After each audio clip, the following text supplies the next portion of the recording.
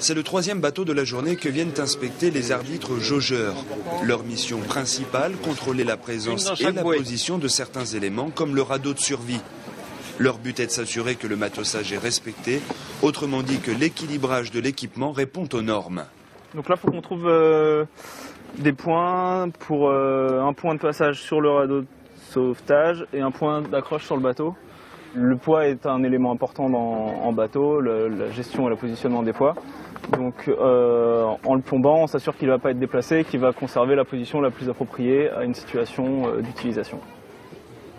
C'est un fil inox sur lequel on enfile, donc sur lequel on fait le trajet qui nous assure que le matériel ne sera pas déplacé. On met un plomb pour fermer et on écrase avec une pince sur lequel est gravé trois lettres qui permettent d'identifier la pince. Les plombs font en fait office de scellés.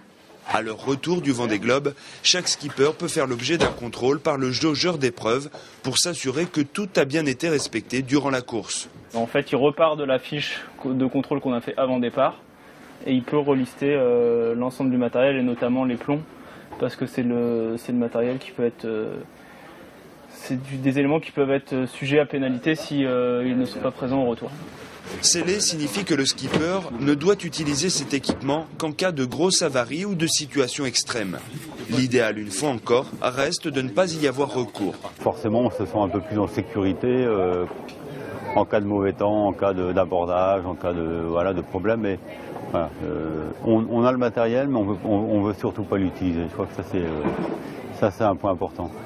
Après 1 heure à bord du monocoque de Bertrand de Broc, tout est OK. Allez, merci et bonne fin de préparation.